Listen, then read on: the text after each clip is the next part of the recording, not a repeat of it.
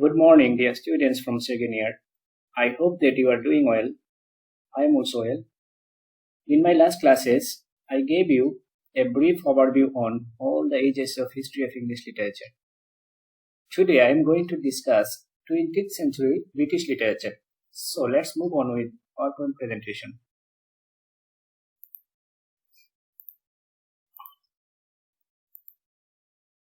First of all, I welcome you all to my online classes. On behalf of Nobiganj Govt College, this is Mohammad Masud Mia, lecturer in English, Nobiganj Govt College, Nobiganj.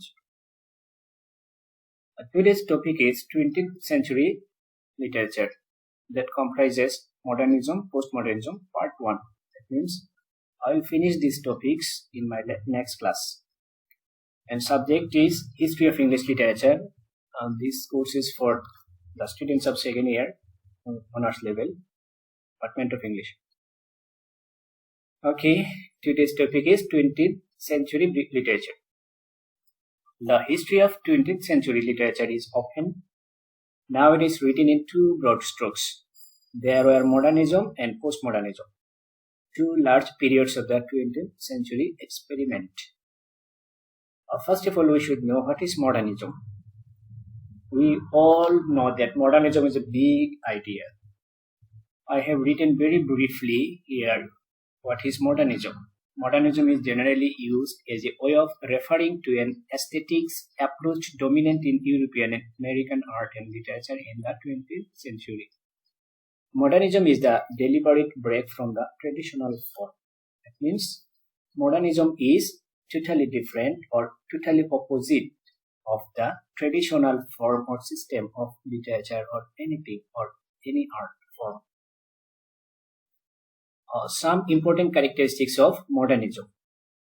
First one is individualism. In modernist literature, the individual is more interesting than society.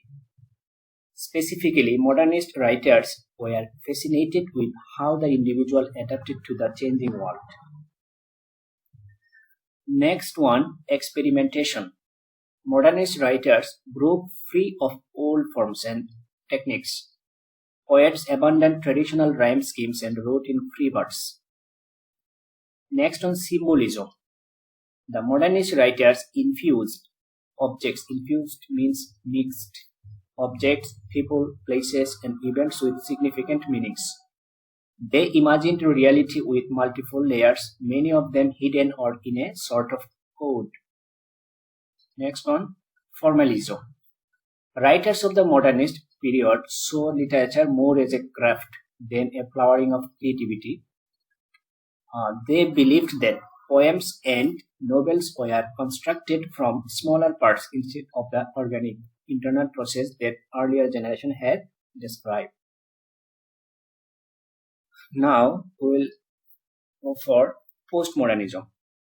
The term postmodern literature is used to describe certain characteristics of post-World War II literature.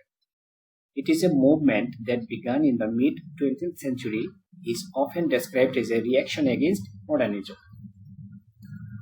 Some important characteristics of postmodernism is popular culture.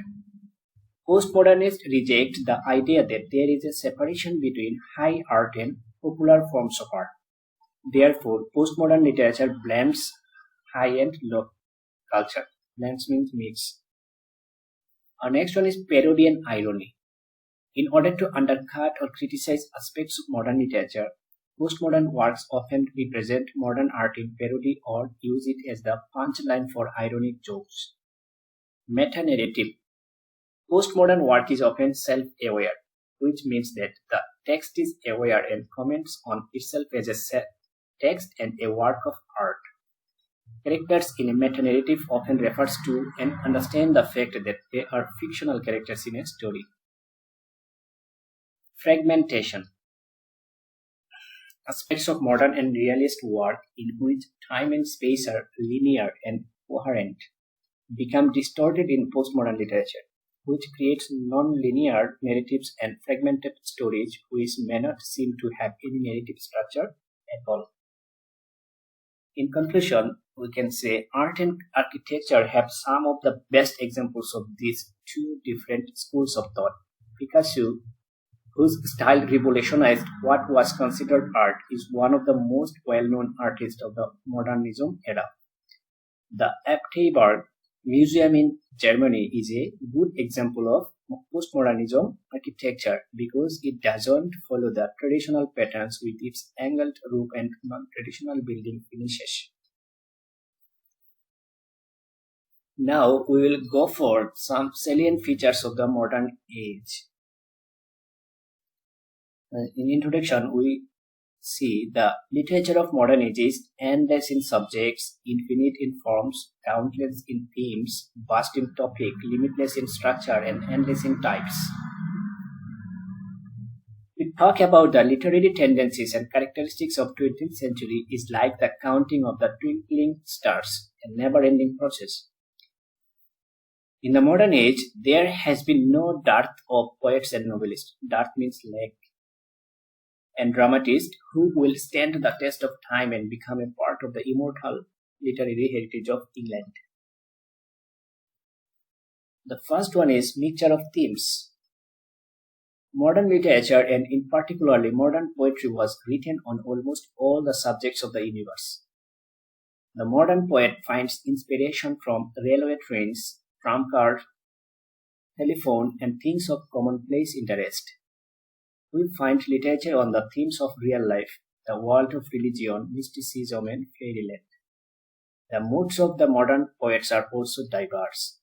The modern poets do not belong to a single familiar album. The second most important characteristics of modern period is variety in the field of poetry.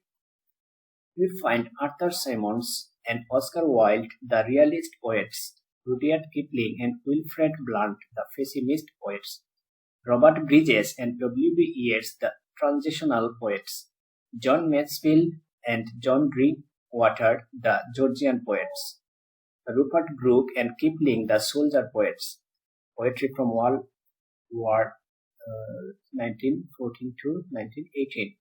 W.B. Yeats, T.S. Eliot, and W.H. Auden, the symbolist poets, and several other groups, and the prominent poets in modern age.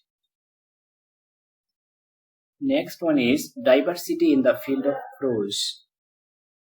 We find the eminent novelists like Dorothy Richardson, Virginia Woolf, James Joyce, Graham Greene, C.P. Snow, George Orwell, Kingsley Amis, George Moore, Samuel Butler, H.G. Wells, Joseph Conrad, J.B. Priestley, Somerset Maugham, Aldous Huxley, E.M. Forster, and the psychological novelists like D.H. Lawrence and several groups and the prominent novelists in modern age.